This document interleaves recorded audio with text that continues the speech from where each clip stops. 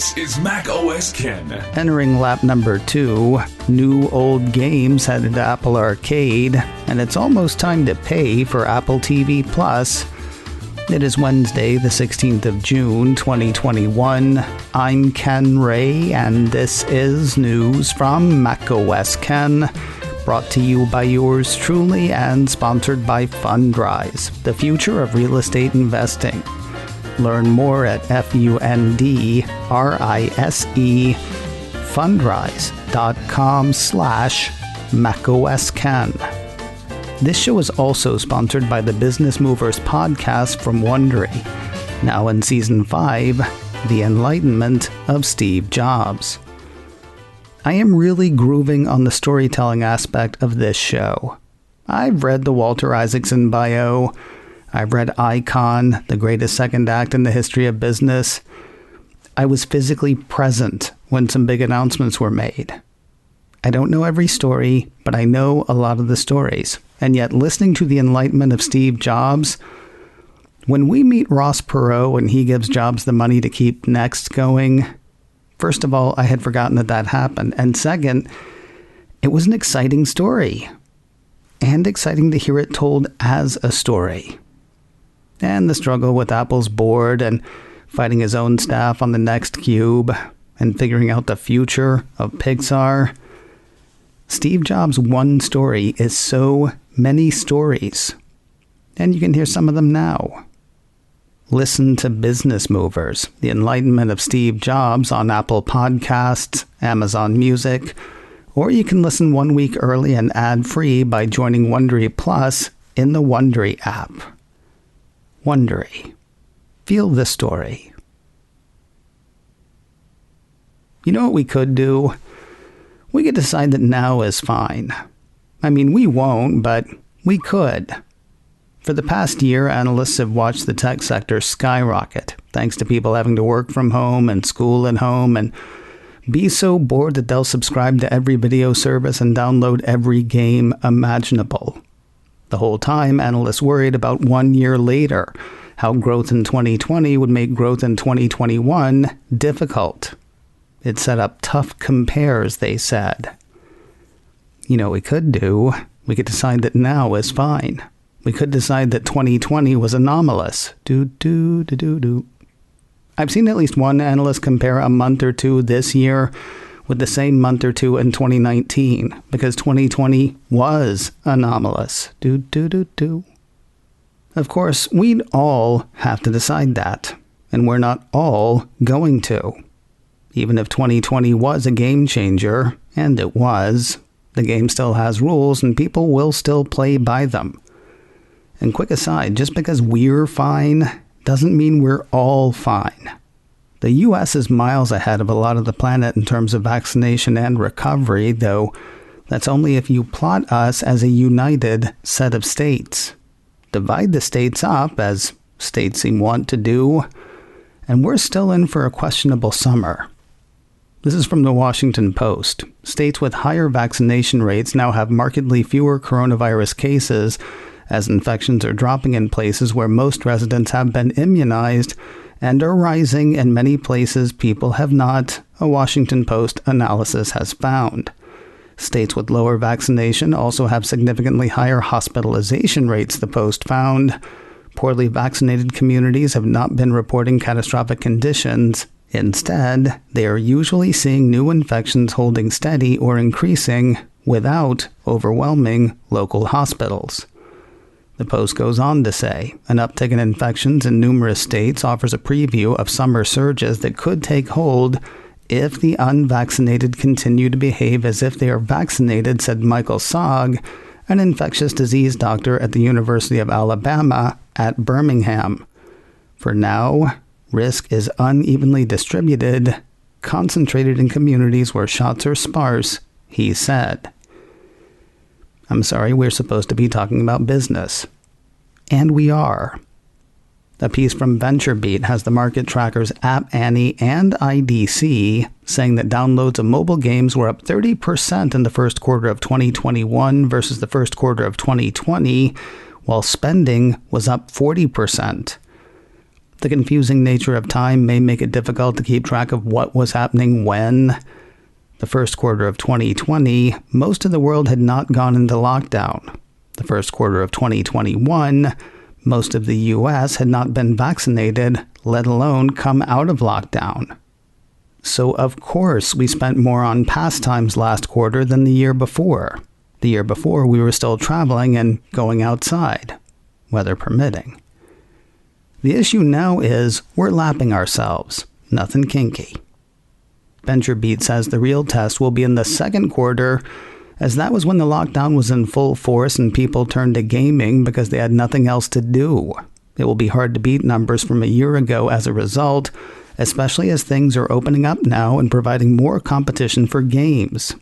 App Annie's prediction that mobile games will grow revenue 20% in 2021 is still holding up, said App Annie CEO Ted Krantz.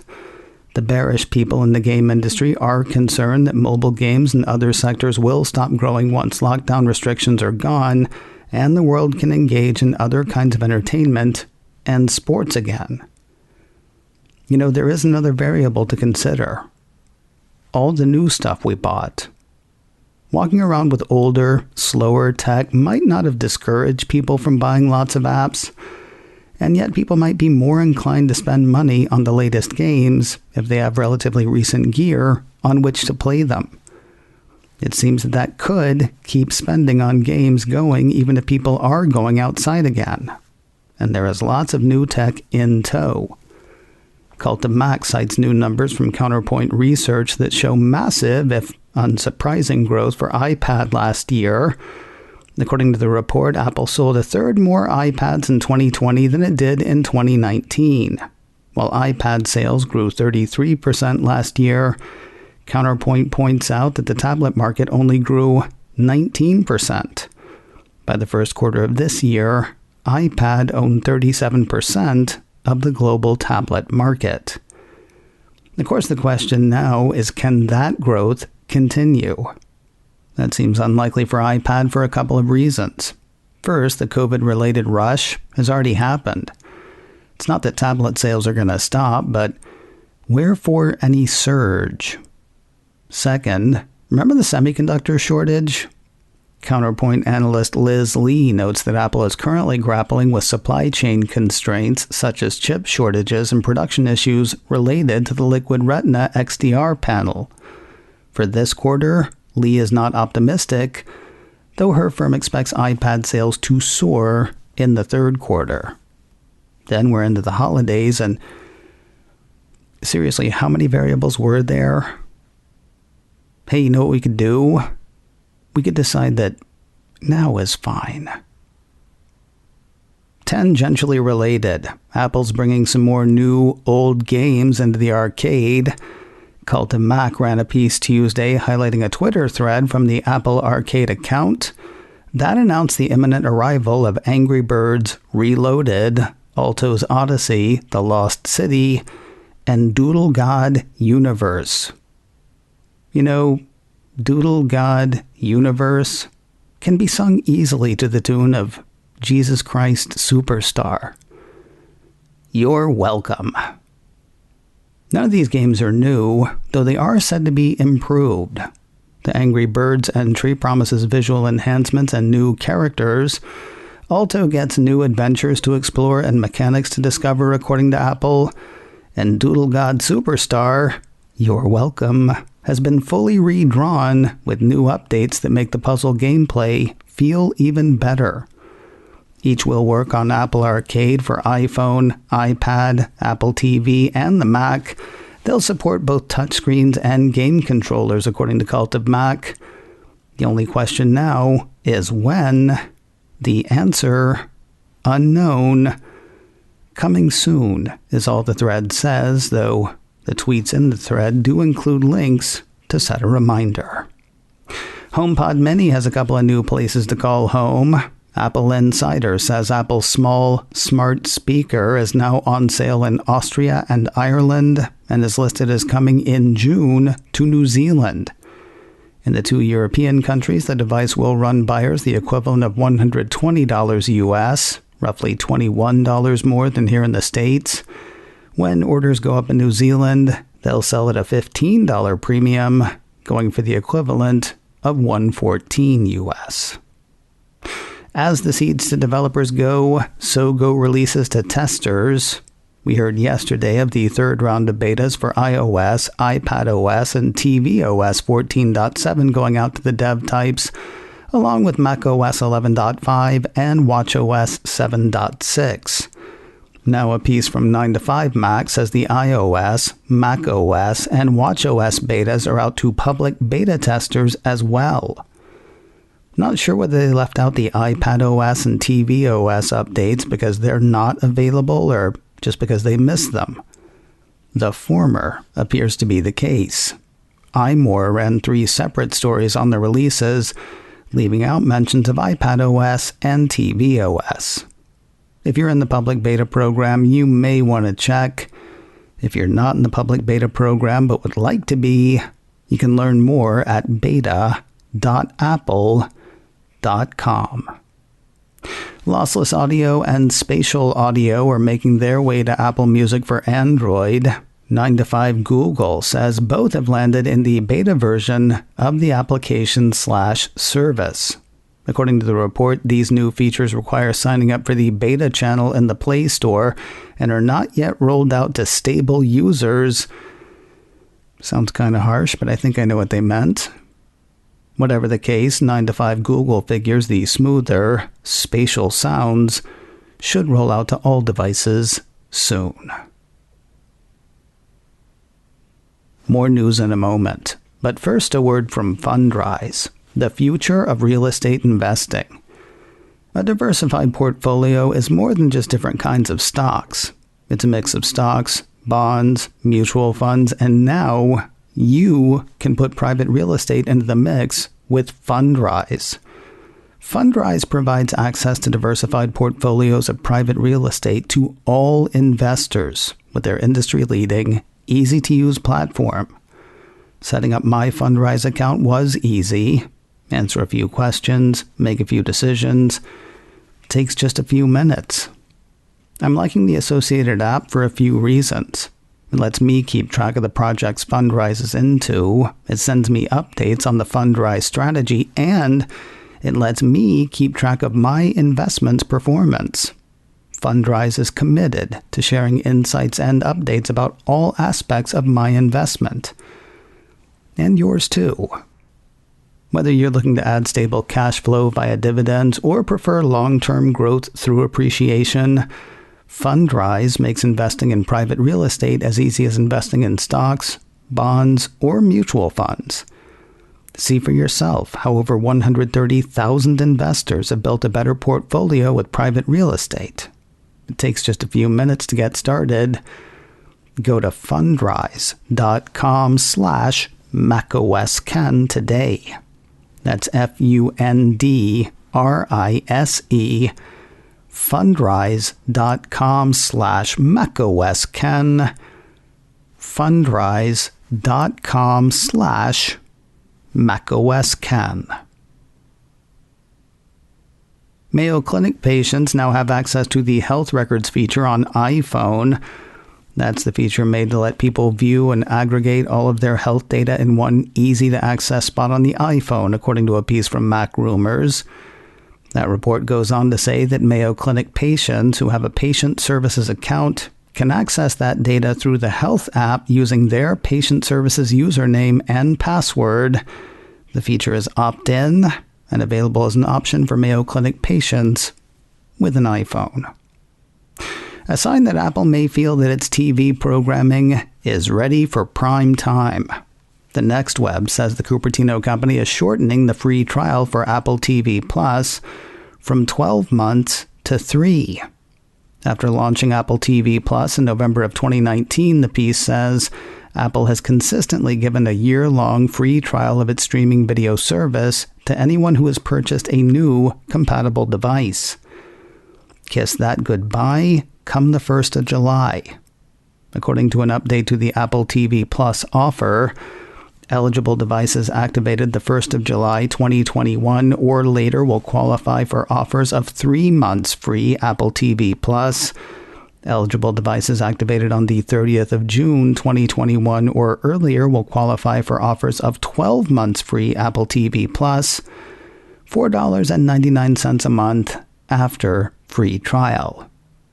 If you've been sitting on a free trial waiting for the right time to activate it, now is that time. Or by the end of the month anyway. News of another Apple TV Plus second season. Cult of Mac says Apple on Tuesday launched a look at the next season of the animated series Central Park.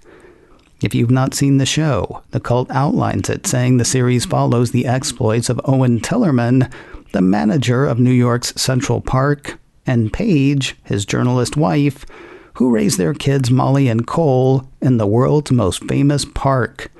But they must fend off the attempts of hotel heiress Bitsy Brandenham to turn the park into condos. The cast is stellar, bringing in the voice work of Josh Gad, Leslie Odom Jr., Daveed Diggs, Emmy Raver Lampman, Catherine Hahn, Titus Burgess, and Stanley Tucci.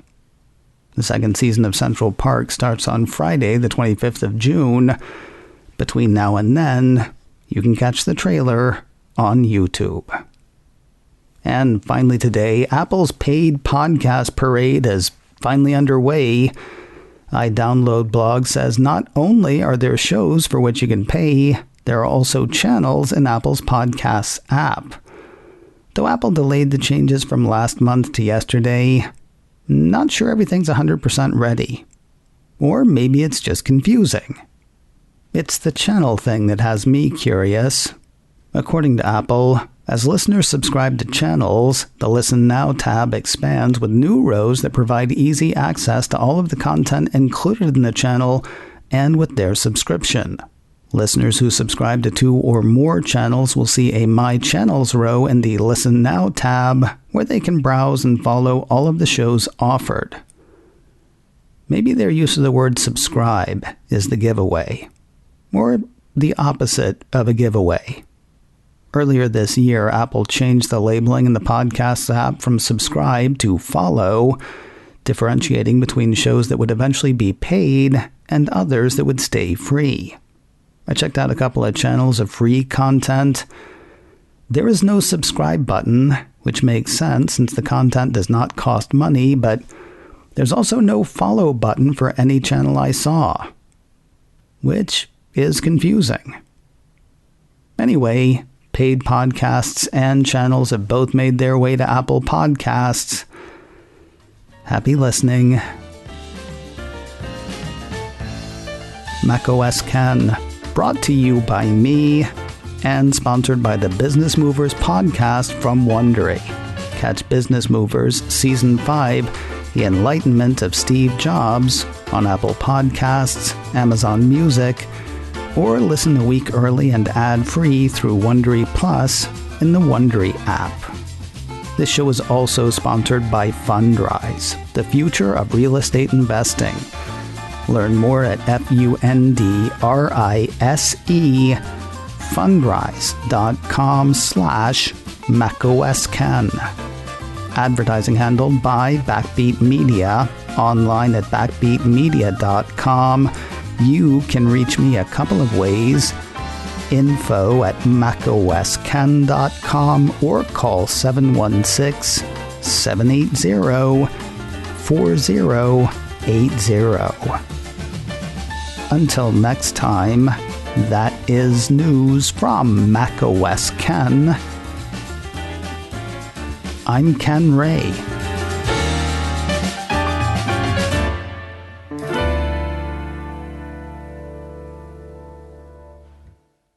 Ciao.